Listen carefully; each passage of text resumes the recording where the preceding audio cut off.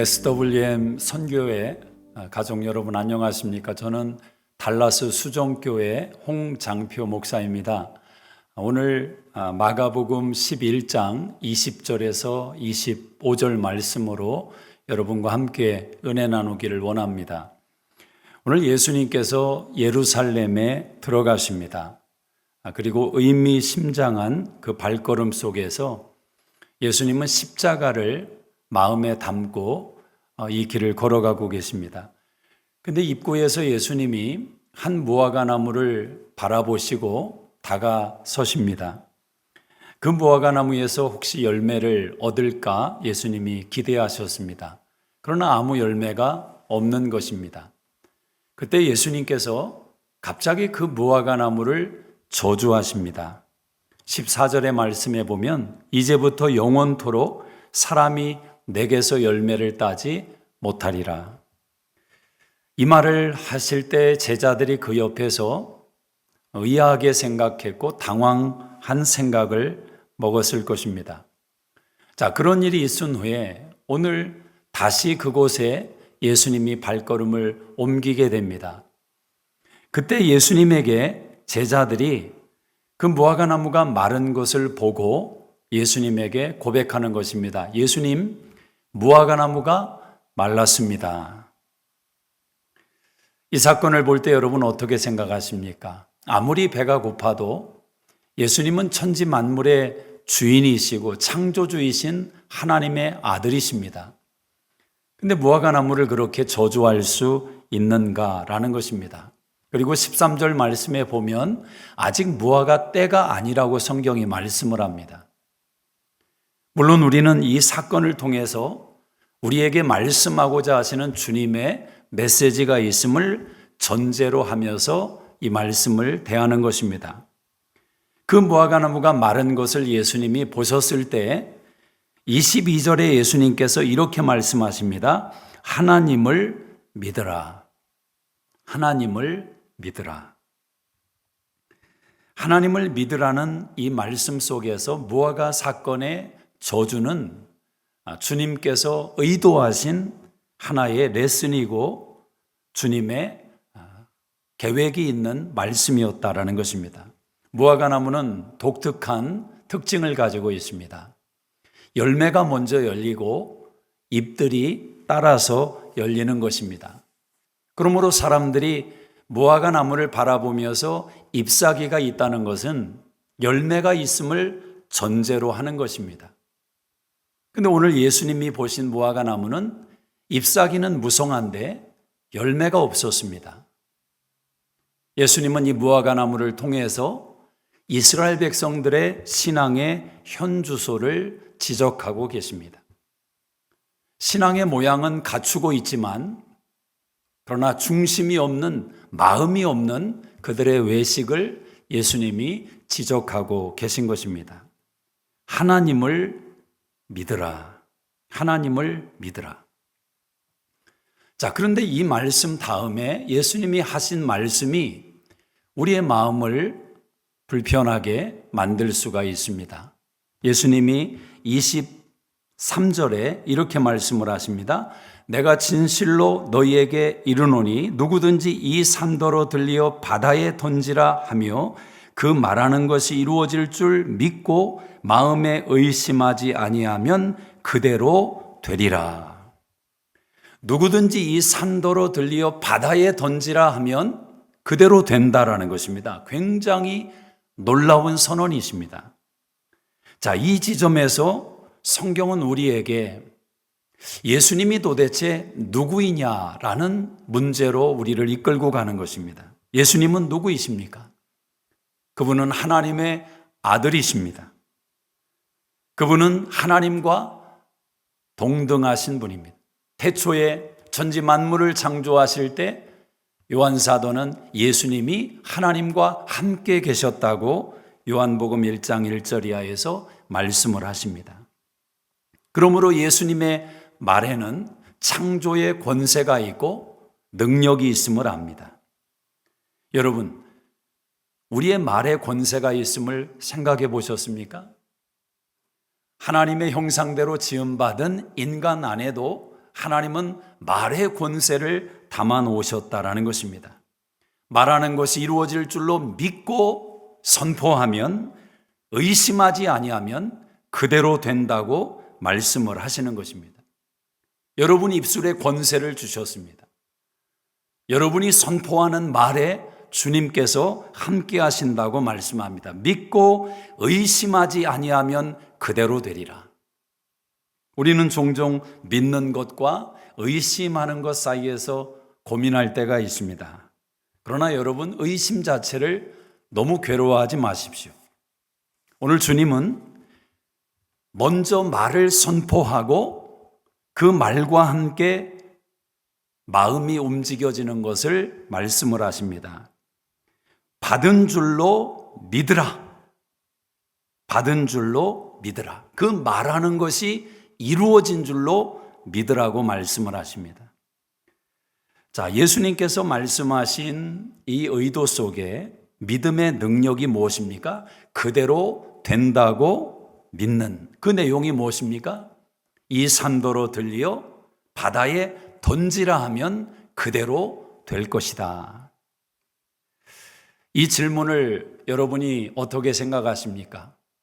이 말씀을 액면 그대로 읽고 들을 때마다 마음의 용기가 생길 수 있고 또 담대한 의도가 주어질 수 있습니다. 굉장한 말씀이지 않습니까? 그러나 이 예수님의 말씀을 단순히 산을 들어서 바다에 던지라 말을 하는 그 말의 권세로만 생각한다면 이 말씀은 우리에게 혼란을 가져올 수 있는 여지가 있습니다. 오늘 예수님께서 이 말씀을 하시면서 특별히 기도와 연결시켜 말씀하고 있음을 주목하셔야 됩니다. 무엇이든지 기도하고 구한 것은 받은 줄로 믿으라. 과거형으로 말씀하지요. 이미 받았다라는 것입니다. 해결되었다라는 것입니다. 고침 받았다는 것입니다. 기도가 지속되고 있다면 그 기도의 내용은 반드시 응답되는 줄로 믿습니다. 이것이 기도의 중요한 레슨이기도 합니다. 자, 여하튼 우리가 중요하게 생각할 것은 우리의 말이 중요하다. 우리의 말한 대로 하나님이 들으신다고 민수기 14장에 말씀을 하십니다. 내 귀에 들린 대로 내가 시행하겠다고 말씀합니다. 얼마나 중요한 것입니까? 우리 선조들은 말의 중요성을 일찍이 알았던 사람들입니다. 낱말은 새가 듣고 반말은 쥐가 듣는다. 여러분, 그 말이 담고 있는 굉장히 신비로운 요소를 깨달으셔야 됩니다. 우리가 말하는 것을 의식하지 못하지만 어느 곳에서 우리의 말이 들려지고 저장되고 있다는 것입니다. 사실 핸드폰을 사용하고 있는 우리 시대 사람들은 이 성경의 원리를 그대로 경험하고 있는지 모릅니다. 여러분, 버튼 하나만 누르면 만 킬로 이상 떨어져 있는 한국에서 우리의 사랑하는 가족들이 얼굴을 보여주고 마치 옆에 있는 것처럼 대화를 나눈다는 것이 신비롭지 않습니까? 그 자세한 기술의 원리를 다 이해할 수는 없지만 인공위성에서 우리의 말을 듣고 연결시켜 주는 원리가 적용되고 있는 것입니다. 자, 그렇다면 우리의 말을 인공위성도 다 듣고 사랑하는 사람과 연결을 시켜주며 우리의 관계성을 풍성하게 만들어 간다면 사랑하는 여러분, 천지만물의 창조주이시고 주인이신 하나님께서 저와 여러분이 기도하는 것을 듣지 않으시겠습니까? 그 하나님께서 우리의 기도를 모르시겠습니까? 핸드폰을 사용한다면 이 능력을 우리가 신뢰하며 사용하고 있다면 왜 기도의 능력을 사용하지 않으십니까? 기도는 능력이 있습니다. 하나님이 우리의 기도를 들으시기 때문입니다. 이 산더러 들리어 바다에 던지라 하면 그대로 된다. 자, 그런데 이 말씀을 산을 바다에 던진다라고 접근하면 이 말씀은 해석되지 않습니다. 우리는 이 말씀을 이렇게 질문을 해야 됩니다. 산을 바다에 던질 이유가 무엇인가? 그 산은 도대체 무엇인가? 라는 것입니다. 마태복음 3장 1절에 보면 세례 요한이 등장을 합니다. 회개하라 천국이 가까웠느니라. 예수님의 담생과 예수님의 사역을 미리 앞서서 길을 닦은 사람이 세례 요한입니다. 그런데 이사야 40장 3절에 그 세례 요한에 대해서 이사야가 이렇게 예고를 합니다. 광야에 외치는 자의 소리가 있어 이르노니 너희는 주의 길을 예비하라. 그가 오실 길을 곧게 하라. 그러면서 이렇게 말씀합니다. 골짜기마다 도두어지며 산마다 언덕마다 낮아지고 고르지 아니한 곳이 평탄하게 되며 험한 곳이 평지가 될 것이라. 여러분, 예수님이 말씀하시는 산의 정체가 무엇입니까? 이 산의 정체가 바로 거기에 있습니다. 그 산은 무엇입니까? 태산같이 높아진 이스라엘 백성들의 마음이었습니다. 그들의 교만한 마음이었습니다. 생명이 없는 외식과 능력이 없는 마음, 형식에 사로잡힌 마음, 그로 인해서 자기 의와 자기 자랑 속에 붙들려 있는 이스라엘 백성들의 마음을 하나님은 산으로 지적을 하고 계십니다. 이사야 40장 6절에 말씀을 합니다. 모든 육체는 풀이요 그의 모든 아름다운 들의 꽃과 같으니 풀은 마르고 꽃은 시드나 여호와의 기운이 그 위에 불미라. 이 백성은 실로 풀이로다.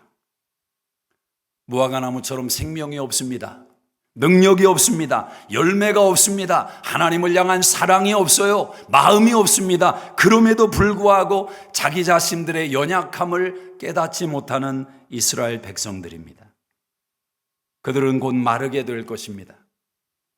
자신의 힘도 능력도 마르고 있는 것을 깨닫지를 못합니다. 예수님이 예루살렘에 입성하고 계십니다. 온 인류를 구원하기 위해서 하나님의 아들이 인간이 돼서 직접 찾아오셨습니다. 왕이 입성하고 계십니다. 그러나 그 예수님을 알아보지 못합니다. 그 예수님을 맞이하지 못하고 있습니다. 이사야는 세례 요한의 사역을 언급하면서 무슨 말을 했습니까? 산을 깎아서 평지를 내라. 왕이 들어오신다. 산을 깎아서 평지를 내라. 왕이 들어오신다. 하나님의 아들이 구원의 역사를 이루기 위하여 우리 가운데 찾아오신다는 것입니다. 누가 그 길을 준비합니까? 누가 그 길을 예비합니까? 바로 우리가 준비해야 된다는 것입니다. 마음이 높아서는 안 됩니다. 교만해서는 안 됩니다. 특별히 예수님은 이 부분을 기도와 연결시키고 있다는 것을 주목하십시오. 24절에 내가 너희에게 말하노니 무엇이든지 기도하고 구하는 것은 받은 줄로 믿으라. 무엇이든지 기도하고 구한 것은 받은 줄로 믿으라. 여러분, 기도가 무엇입니까? 하나님을 의지합니다. 기도가 무엇입니까? 하나님을 바라봅니다. 기도가 무엇입니까? 하나님의 능력에 기대는 것입니다. 기도하는 입술 가운데 하나님의 역사가 나타날 것입니다. 기도하는 입술 가운데 산이 깎이워지고 평지가 되는 역사가 일어날 것입니다. 우리의 마음이 하나님을 향하여 부드러워질 것입니다. 하나님을 기다리는 마음, 하나님을 기대하는 마음으로 바뀌게 될 것입니다. 왕이 들어오신다. 왕이 들어오신다. 이슬람 선교를 위해 우리가 기도합니다. 태산같이 높은 장벽이라고 말하지 않습니까? 어찌 보면 거대한 산보다 더 힘들고 어려운 일들이 이슬람 선교의 장애물인 것입니다. 넘어야 될 장애물이 너무도 거대한 것입니다. 그 산이 너무도 큰 것입니다. 그러나 오늘 주님은 우리에게 이슬람 선교의 거대함과 산과 같이 장벽처럼 여겨지는 그 문제보다 더 중요한 문제는 바로 우리의 마음이라고 이야기를 하시는 겁니다. 우리의 마음이 산이라는 것입니다. 하나님 앞에서 큰 문제는 없습니다. 하나님 앞에서 장애물이 될 수 있는 존재는 없습니다. 그분이 우리의 하나님이십니다. 능력의 하나님이십니다. 예수 이름에 능력이 있음을 우리는 압니다. 예수 이름에 권세가 있음을 압니다. 그분이 작정하시면 모든 일을 그분의 뜻대로 행하시는 그분이 하나님이십니다. 우리가 그분에게 기도하고 우리의 마음을 겸손히 그분에게 내어 맡길 때, 사랑하는 여러분, 우리의 기도를 통해서, 우리의 인생을 통해서 하나님이 행하시는 위대한 역사가 일어날 줄로 믿습니다. 우리 시대에 하나님이 행하시는 그 놀라운 일들을 각 나라마다 처소에서 경험할 수 있는 은혜가 우리 모두에게 있기를 원합니다. 왕이 들어오십니다.